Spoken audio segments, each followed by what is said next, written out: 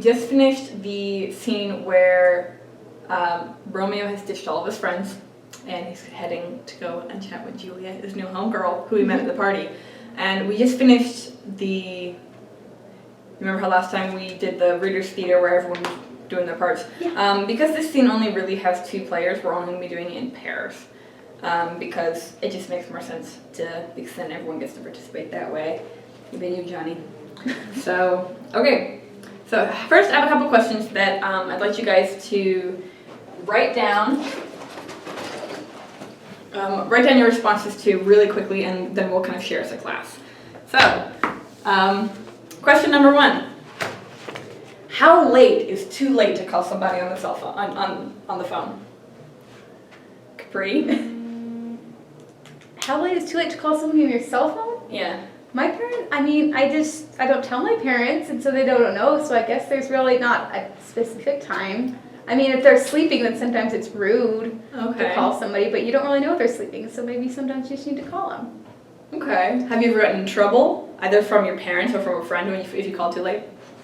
If they were sleeping, they were annoyed, but my parents never really got me in trouble because I'm usually like in my room if I'm calling somebody at night and they don't know that I'm calling them. Late night chatters. Yeah. Mm-hmm. Okay.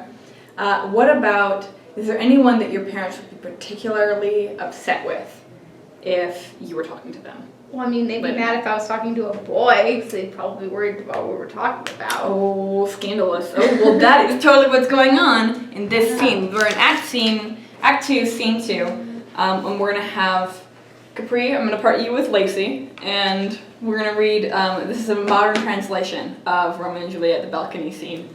Classics. Okay, great, okay. I'm going to be Romeo. Okay. I don't know if I can see this or not, but whatever. It can sort of, if they think they're just the table. It's fine. We'll lean in. Okay. It's easy for someone to joke about scars if they've never been cut. But wait, what's that light in the window over there? It is the east, and Juliet is the sun. Rise up, beautiful sun, and kill the jealous moon. The moon is already sick and pale with grief, because you, Juliet, her maid, are more beautiful than she. Don't be her maid, because she is jealous. Virginity makes her look sick and green. Only fools hold on to their virginity. Let it go. Oh, there's my lady. Oh, it is my love. Oh, I wish she knew how much I love her. She's talking, but she's not saying anything. So what? Her eyes are saying something. I will answer them. I am too bold. She's not talking to me. 2 of the brightest stars in the whole sky had to go away on business, and they're asking her eyes to twinkle in their place until they return. What if her eyes were in the sky and the stars were in her head? The brightness of her cheeks, this guy's high. The brightness of her cheeks would outshine the stars the way the sun outshines a lamp. If her eyes were in the night sky, they would shine so brightly through space that birds would start singing. Whose cell phone is that? Thinking her light was the light of day. Look how she leans her hand on her cheek. Oh, I wish I was the glove on that hand so I could touch that cheek. Oh my! She speaks. Oh, speak again, bright angel. You are as glorious as an angel tonight. You shine above me like a winged messenger from heaven who makes mortal men fall on their backs to look up at the sky, watching the angel walking on the clouds and sailing on the air. Oh, Romeo, Romeo, why do you have to be Romeo? Forget about your father and change your name. Or else, if you won't change your name, just swear you love me and I'll stop being a Capulet. Should I listen for more, or should I speak now? It's only your name that's my enemy. You'd still be yourself even if you stopped being a Montague. What's a Montague anyway? It isn't a hand, a foot, an arm, a face, or any other part of a man. Oh, be some other name. What does a name mean? The thing we call a rose would smell just as sweet if we called it by any other name. Romeo would be just as perfect even if he wasn't called Romeo. Romeo, lose your name, trade in your name, which really has nothing to do with you, and take all of me in exchange. I trust your words. Just call me your love, and I will take a new name. From now on, I will never be Romeo again.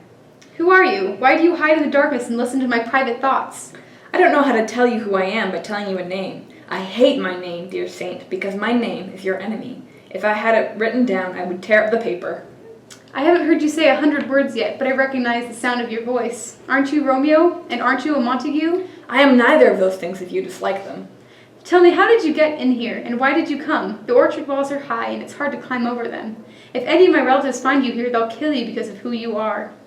I flew over these walls with light wings of love. Stone walls can't keep me out. Can't keep love out. Whatever a man in love can possibly do, his love will make him try to do it. Therefore, your relatives are no obstacle. If they see you, they'll murder you. Alas, one angry look from you would be worse than 20 of your relatives with swords.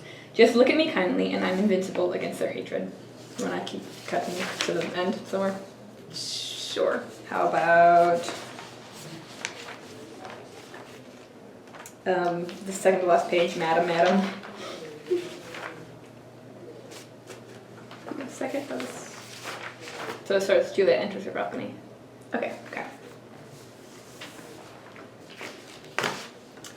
3 words, dear Romeo, and then it's good night for real. If your intentions as a lover are truly honorable and you want to marry me, send me word tomorrow.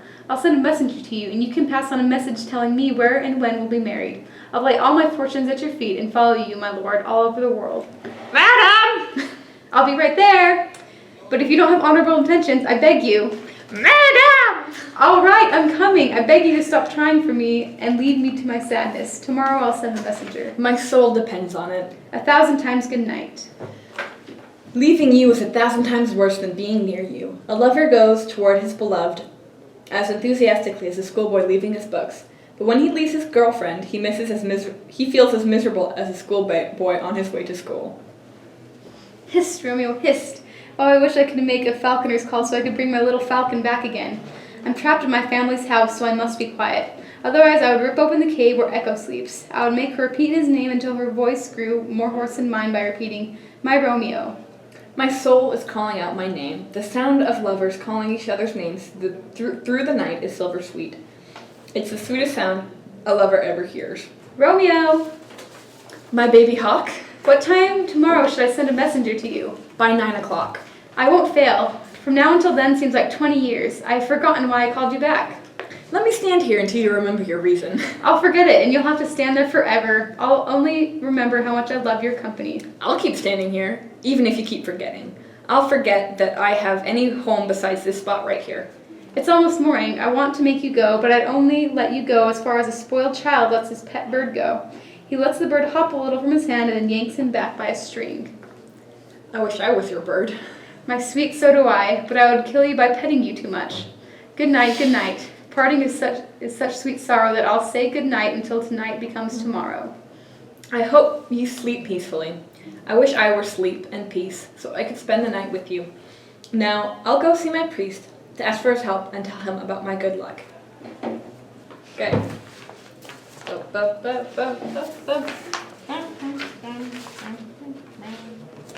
Okay, so good at transition. Okay. Okay, so now that everyone's done reading with their partner, we're going to come back together and ask a few questions to make sure we understand everything. So, in that last page, Romeo says, I wish I were sleep and peace, so I could spend the night with you. Sleep and peace are capitalized, but they're not typically thought of as people. Does anyone know what we call that? Okay, that's all right. It's called, I don't have a pen. This is called apostrophe. Apostrophe is when we take an kind of a vague idea and we make it into a person. So here, Romeo is pretending that sleep and peace, these sort of vague ideas, are actual people. He's wishing that he was the personification of sleep and peace so that he could be with Juliet. We see this all the time with love poetry, always saying things like, oh, sweet love, if I could be with you, or all these different things. Not necessarily talking to their love, calling them by name love, but to love the idea itself. This is called apostrophe. Okay, everyone make sure that you write that down because it's definitely going to be something we're going to talk about later. Okay, so what does this scene remind anyone of? Well, earlier when we were talking about when it's okay to call somebody on the phone, it reminds me of some of the conversations that I've had with people when I've been about to go to bed. Okay, how so? Well, sometimes if I'm sleeping, or maybe sometimes I'm texting them, sometimes I'm not even actually talking to them on the phone, but I'm sitting and we're just texting back and forth right before we each go to sleep. Okay, so what do you mean when you say you're not really saying anything?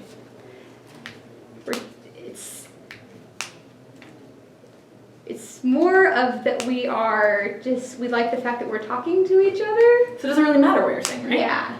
So all of these sorts of things, that's a great example, Capri. Romeo's saying all these wonderful things about Juliet, and Juliet's saying all these wonderful things about Romeo. Remember, they met tonight. It's not like he really knows all about, her virginity, or she knows all about, what a great falconer he would be, or any of those things. It's just the fact that they just like talking to each other. This is sort of the classic, you hang up. No, you hang up. You be the first one. Okay, I hang up on 3. 1, 2, 3. Did you do it? Me neither. Okay, great. We're so in love. Because Juliet keeps coming to the balcony and getting called back and coming back. And even in that last little bit, she says, I have forgotten why I called you back. And he says, let me stand here until you remember your reason. So this is the phone equivalent of hanging up, calling back, and being like, you want to just hang on the line for forever? So this, I think, shows a lot about Romeo and Juliet, because they're young, they're in love, they're crazy about each other, but there's not really a lot going on to their relationship. It's just sort of them being so in love with being in love. And even at the very last line, Romeo's talking about, I can't wait to tell my priest the good news. How exciting. Okay, so keep this in mind as we start to go about our tic-tac-toe assignment that we're doing. This would be a really great scene to analyze when we kind of get further along in the play and we're talking about themes of betrayal and love and trust. So, as well as loyalty, because Juliet's talking about give up your whole family for me, right? Pretty intense. So hold on to this, the modern translations that you've got, because we're going to be turning back to them when we're going over that tic-tac-toe assignment, okay? Rad, I'm not the best teacher in the world, but it's fine, it'll work.